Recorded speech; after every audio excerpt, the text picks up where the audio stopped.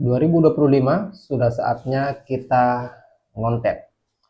Nah, baik teman-teman, kalian yang mungkin baru memulai atau baru ingin memulai konten YouTube channel ini atau video ini tepat untuk kalian. Nah, di sini saya akan membagikan 5 tips yang kira-kira mungkin cocok untuk kalian praktekkan sebelum memulai konten di YouTube. Nah, tapi terlebih dahulu kita mungkin lebih baiknya intro dulu.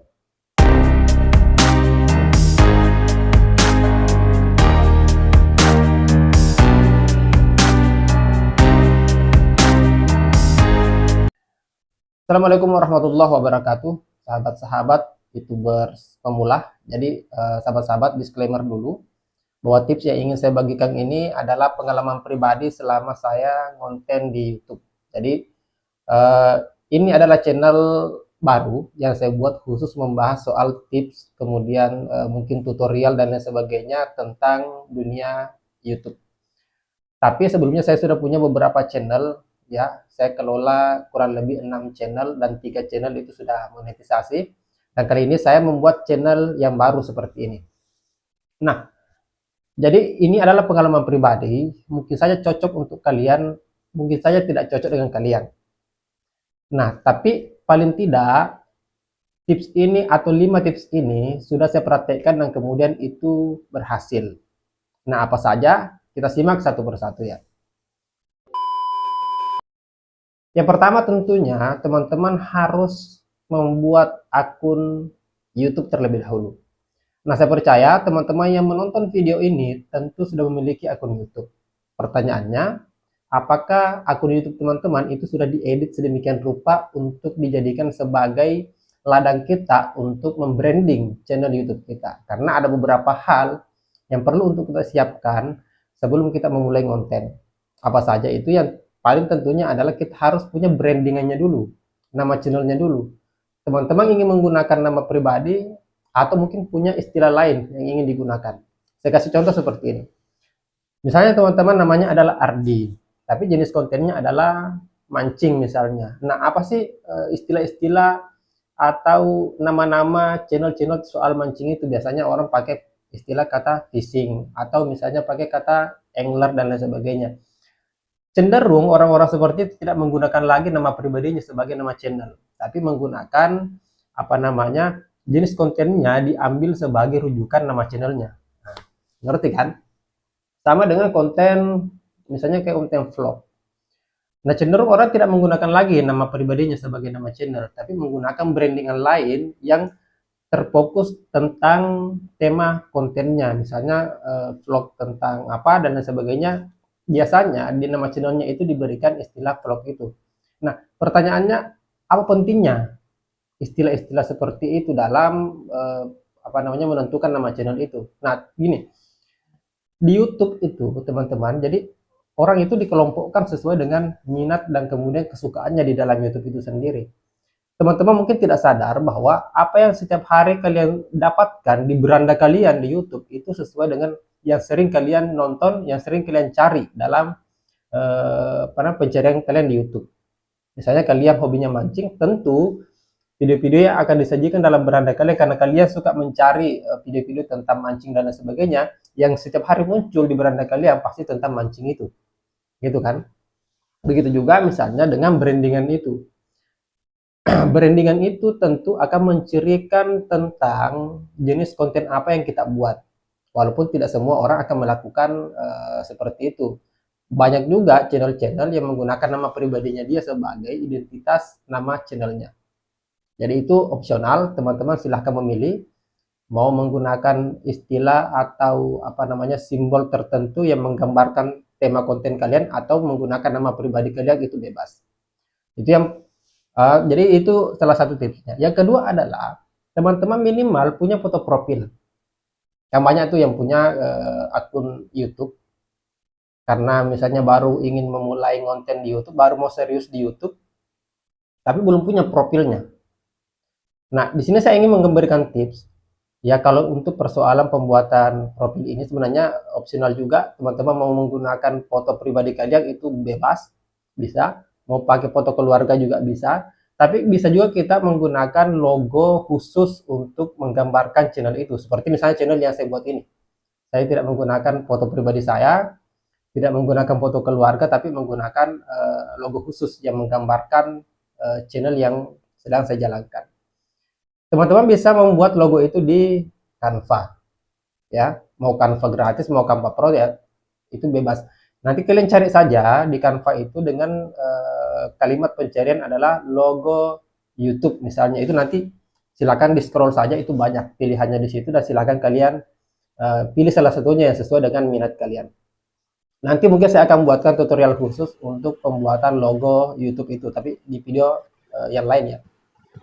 Nah, selesai foto profil, tentu kita butuh sampulnya juga sebagai pemanis ya. Jadi ada foto profil, ada sampul. Nanti saya juga akan tampilkan di layar ini yang mana sih yang dianggap apa yang dimaksud foto profil, yang mana sampul, apa perbedaannya gitu. Nah, selanjutnya setelah misalnya nama channel, foto profil, sampul YouTube, nah tentu kita harus membuat juga apa ya, deskripsinya. Nah, deskripsi di sini teman-teman, kalian mau buat menggunakan buah pikir kalian, ya, kalian karang sendiri sesuai dengan apa namanya jenis konten kalian. Cuma catatannya adalah sebisa mungkin deskripsi itu menggambarkan tentang jenis konten apa yang kalian bahas dalam video-video yang kalian upload nantinya di YouTube. Harus seperti itu supaya algoritma nantinya akan membaca.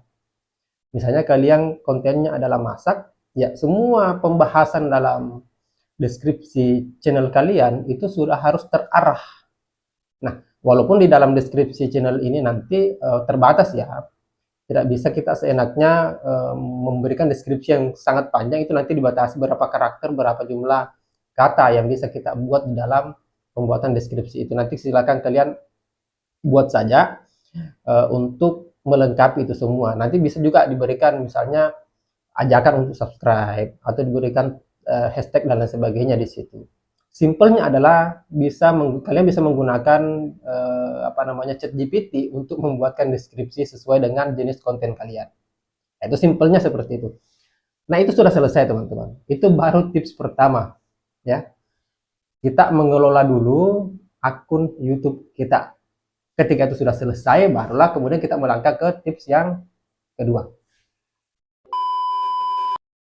Oke, kita masuk ke tips yang kedua. Ini lumayan cukup panjang ya. Satu penjelasan tips saja itu durasinya cukup lama. Tapi saya berusaha merinci ini supaya teman-teman juga tidak gagal paham ya. Tidak apa-apa durasinya panjang, yang penting teman-teman paham. Tips yang kedua adalah kita menentukan tema konten. Nah, jadi kita menentukan tema konten. Tema konten ini sebenarnya bisa juga kita tempatkan di awal tadi, bisa juga kita tempatkan yang kedua. Gitu ya. Jadi opsional saja ini. Mau tema konten ini dijadikan tips pertama, mau dijadikan tips kedua, tapi di sini saya menempatkannya menjadi tips yang kedua. Kenapa? Karena menurut saya adalah jauh lebih tepat kita menyempurnakan dulu akun YouTube kita ketimbang menentukan tema konten itu sendiri. Karena kalau misalnya akun YouTube kita sudah ready, otomatis kita sudah harus mengumpulkan niat, mengumpulkan pikiran kita untuk menentukan kita mau bergerak di bidang apa. Gitu.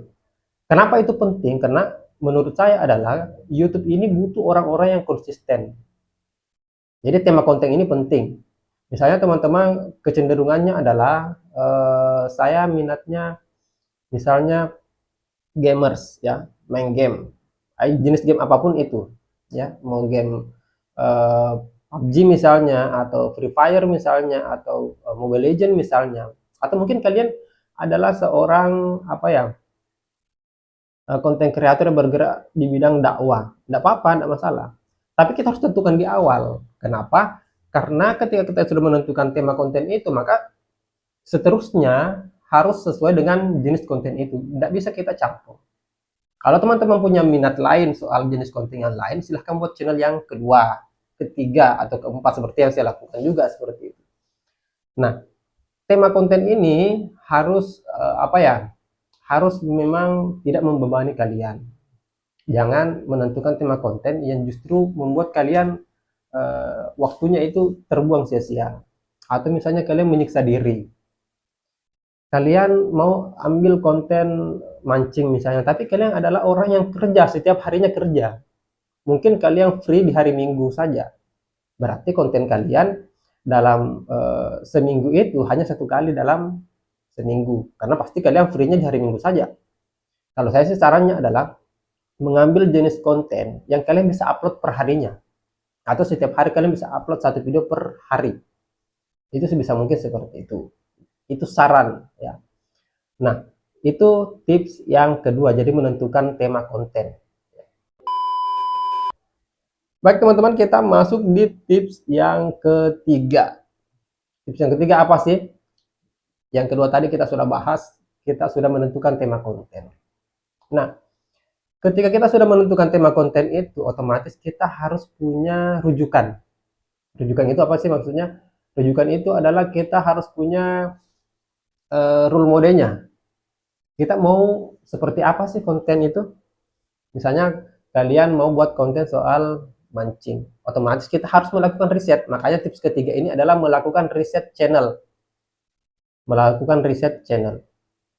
Dalam artian riset channel ini adalah teman-teman cari di YouTube channel-channel yang membahas soal minat yang sama dengan konten kalian. Nah, kalian membuat konten soal mancing, ya cari channel-channel yang serupa, yang membahas soal mancing itu. Bagaimana sih mereka membuat videonya? Bagaimana si channel ini, misalnya kalian sudah ketemu nih satu channel yang mungkin subscribernya sudah puluhan ribu, bahkan ratusan ribu, bahkan mungkin jutaan, ya silakan jadikan rujukan. Jadi ada salah satu tips yang mungkin dari dulu para youtuber sudah kenal, sudah tahu tips ini, yaitu tips ATM, amati, tiru, dan kemudian kita modifikasi. Ini bukan re-upload ya, kita hanya butuh ide dalam proses pembuatan konten kita, sehingga kita lakukan riset dulu. Nah, misalnya kita sudah ketemu satu channel yang membahas soal mancing itu, kita cek, kita buka videonya, sebisa mungkin kita nonton sampai habis supaya juga menguntungkan si pemilik video itu. Kita cek dari awal apa sih pembukaannya dia. Di awal dia membahas apa sebelum proses mancing dan lain sebagainya. Dalam perjalanan videonya seperti apa pengambilan videonya, tag-nya dan lain sebagainya, gitu. Jadi itu semua harus kita pelajari terlebih dahulu supaya kita ngerti. Oh, ketika saya misalnya nanti buat video yang sama soal mancing juga, saya ngerti di awal-awal saya harus apa dulu, gitu. Muka dimanya apa dulu, intronya apa dulu, gitu. Jadi kita sudah ngerti. Nah, itu tidak apa-apa kita misalnya walaupun dalam proses pembuatan atau tag videonya nanti konten-konten seperti itu sebenarnya tidak membutuhkan skrip. Ya karena kita mengacu pada kondisi yang ada di lokasi. Kita misalnya pergi mancing, tapi kita ngebolang nih, cari lokasi-lokasi, spot dan lain sebagainya. Itu kan tidak ada dalam skrip. Tapi kita tag video, kita rekam video. Nah, penonton biasanya lebih suka video-video yang realistis seperti itu. Itu ya. Bisa juga misalnya kalian sudah punya spot. Jadi yang kita video itu adalah proses perjalanan ke lokasi. Di awal sebelum mancing kita harus menyapa audiens, menyapa penonton dulu, gitu kan. Nah, itu adalah tips-tips yang kemudian saya pikir itu berguna untuk teman-teman sebelum memulai pembuatan video. Jadi kita riset dulu lah. Jenis konten apapun kita harus melakukan riset. Mau podcast, mau apapun itu silahkan riset dulu. Nah, channel-channel besar yang sudah berhasil membuat video yang sudah puluhan, ratusan, bahkan mungkin ribuan video-videonya, silakan kalian simak dulu. Nah, mungkin seharian bisa lah kita melakukan riset itu sebelum kita menemukan, oh ini loh channel yang kayaknya agak mudah untuk saya ikuti, tiru cara pembuatan kontennya. Gitu. Itu tips dari saya. Kita masuk ke tips yang keempat. Saya agak mempercepat ya cara bicara saya. Semoga ini durasinya tidak terlalu panjang. Karena kalau terlalu panjang saya khawatir kalian juga bosan dengan cara saya menjelaskan. Tapi semoga ini jelas ya. Semoga saya tidak bertele-tele. Tips yang keempat adalah teman-teman juga selain memiliki keahlian dalam proses pengambilan gambar, teman-teman juga harus mengetahui jenis-jenis aplikasi apa sih yang kita gunakan dalam pengeditan video maupun thumbnail itu sendiri. Di sini saya ingin membagikan beberapa aplikasi saja supaya tidak terlalu tidak terlalu ribet kalian pahami. Aplikasi editing video yang sering saya gunakan, sebenarnya ada beberapa aplikasi, tapi yang paling sering saya gunakan adalah CapCut. CapCut. Nah, teman-teman bisa menggunakan juga misalnya KineMaster. Ini versi Android ya. Saya tidak bicara versi PC-nya. Saya bicara versi Android-nya. Ya, modalnya kita adalah HP misalnya. Modalnya kita HP berarti aplikasi-aplikasi yang sering digunakan oleh pengguna-pengguna Android, misalnya pengguna HP, mau iPhone mau Android bebas. Jadi CapCut, KineMaster bisa, kemudian apalagi ya, Spring bisa, ada tuh aplikasi editing. Mungkin itu saja ya. Tapi yang paling sering saya gunakan itu CapCut dalam proses pembuatan video. Agak sedikit simple menurut saya. Apalagi kalau misalnya kita ubah menjadi profesional atau pro. Nah, aplikasi yang saya gunakan untuk editing thumbnail, sekalipun ada beberapa aplikasi yang bisa kita gunakan, tapi yang paling sering saya pakai itu adalah Canva. Apalagi kalau Canva kita dalam status pro juga, tapi tidak pro juga tidak ada masalah. Misalnya kita pengguna gratisan tidak apa-apa. Canva juga menyediakan beberapa template yang bisa kita gunakan sekalipun kita tidak mendaftar pro. Aplikasi kedua sebenarnya ada juga, misalnya seperti Pixellab, kalian bisa gunakan juga itu, atau bisa menggunakan jasa AI. Tapi saya tidak terlalu rekomendasi ya, karena gini, kadang kita memberikan perintah untuk membuatkan thumbnail sesuai dengan yang kita inginkan, tapi biasanya realitanya tidak sama, tidak seperti di luar ekspektasi lah. Jadi saya lebih suka menggunakan Canva. Canva nanti kalian bisa pilih lah pencariannya di situ, misalnya thumbnail YouTube soal apa, misalnya soal masak, soal apa, itu nanti disediakan template-nya. Silahkan kalian pilih, kemudian tentukan sisa diedit tulisannya, ganti fotonya dan lain sebagainya. Itu ya. Itu tips dari saya. Nah, yang ketiga, dalam proses pembuatan deskripsi, karena ini tentu kita butuh apa ya? Butuh mengisi deskripsi itu. Deskripsi video. Kan tadi kita di awal sudah bahas deskripsi channel ya, itu beda. Deskripsi video ini nanti kita bisa menggunakan jasa ChatGPT atau DeepSeek ya, aplikasi AI dari Cina, tidak masalah. Tapi saya lebih sering menggunakan ChatGPT untuk meminta dibuatkan deskripsi, termasuk hashtag kemudian tag. Nah, deskripsi itu penting, hashtag itu penting, tag itu penting. Kenapa? Karena pasti dari semua itu berisi kata kunci. Tergantung apa permintaan kita di ChatGPT. Nanti di video selanjutnya mungkin saya akan membagikan cara mudah membuat deskripsi menggunakan ChatGPT.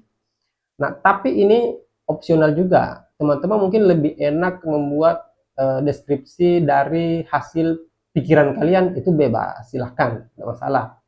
Nah, silahkan dibuat saja sesuai dengan apa yang kalian bahas dalam video kalian, dalam konten kalian. Jadi itu opsional. Nah, saya pikir ini yang tips selanjutnya. Kita bergeser ke tips yang terakhir. Oke teman-teman, ini tips yang terakhir, tips yang kelima. Tidak kalah pentingnya juga sebelum kita memulai konten YouTube kita, adalah mengenal alat-alat untuk konten. Oke, ini saya disclaimer dulu. Alat-alat ini bisa kalian siapkan, bisa juga kalian tidak siapkan kalau misalnya kalian tidak atau belum punya budget untuk membeli. Tapi saya akan berusaha untuk menyimpulkan beberapa alat konten yang sederhana dan kemudian terjangkau untuk kalian beli. Oke, yang pertama apa sih? Ini sih tergantung kalian punya jenis konten apa. Kalau konten re-upload, biasanya itu tidak butuh peralatan kecuali HP. Saya pikir HP saja ya. Mungkin butuh HP, kemudian aplikasi editing, butuh jaringan untuk ngupload, mungkin itu saja kalau konten re-upload. Tapi kalau misalnya kalian butuh konten yang kemudian memang kalian membutuhkan tag video, pengambilan video, kalian butuh audio yang jelas dan lain sebagainya, tentu peralatan-peralatan konten yang akan saya sebutkan ini berguna untuk kalian dan harus kalian siapkan sebelum memulai konten kalian. Yang pertama tentu kamera. Ya, kamera di sini ya opsional juga. Kalian punya kamera yang profesional bisa, digunakan, atau kalian belum punya kamera profesional seperti itu, ya kalian bisa gunakan HP, menggunakan Android, menggunakan iPhone, itu bebas. Karena saya pun tag video ini menggunakan HP ya. Keseharian saya membuat konten itu hanya menggunakan HP. Saya tidak punya kamera profesional seperti misalnya konten-konten kreator yang lain. Jadi HP. Yang kedua adalah paling tidak kalian punya mic, supaya audio kalian, suara kalian di dalam pembuatan video itu, dalam perekaman video itu jernih. Minimal seperti itu, supaya tidak noise-nya tidak banyak, kemudian tidak bising dan lain sebagainya. Itu penting. Seperti yang saya gunakan di sini. Ini mic yang tidak terlalu mahal ya, mungkin sekitar harganya 200-an ya, 200-an lebih. Itu bisa kalian gunakan. Jadi mic. Yang ketiga adalah paling tidak kalian punya tripodnya. Jadi paling tidak 3 alat inilah yang paling basic bisa kalian gunakan, bisa kalian siapkan sebelum memulai konten YouTube kalian. Nah, gimana teman-teman? Itulah 5 tips yang mungkin berguna untuk kalian YouTubers pemula. Termasuk saya sebenarnya masih terhitung pemula, karena walaupun saya sudah punya 3 channel YouTube yang sudah monetisasi, tapi hitungannya yang masih sederhana, belum besar lah. Channel-channel itu belum besar. Nah, saya pikir saya tidak perlu spill channel-channel yang saya punya. Saya hanya butuh saran dari kalian, kira-kira apa sih yang perlu untuk kita bahas dalam video selanjutnya. Nah, 5 tips yang saya bagikan ini adalah pengalaman pribadi saya terus terang dalam proses pembuatan dan mengelola beberapa channel YouTube yang saya punya. Nah, semoga ini ada manfaatnya untuk kalian. Silahkan di save video ini atau di share video ini jika dianggap bermanfaat. Saya juga meminta untuk teman-teman bisa memberikan supportnya, memberikan subscribe, like juga jika kalian suka. Nah, kita ketemu di video selanjutnya dan tentu dengan tips-tips yang baru lagi. Saya pikir itu yang sempat saya bahas dalam video kali ini. Kita ketemu di video selanjutnya. Akhir kata, assalamualaikum warahmatullahi wabarakatuh.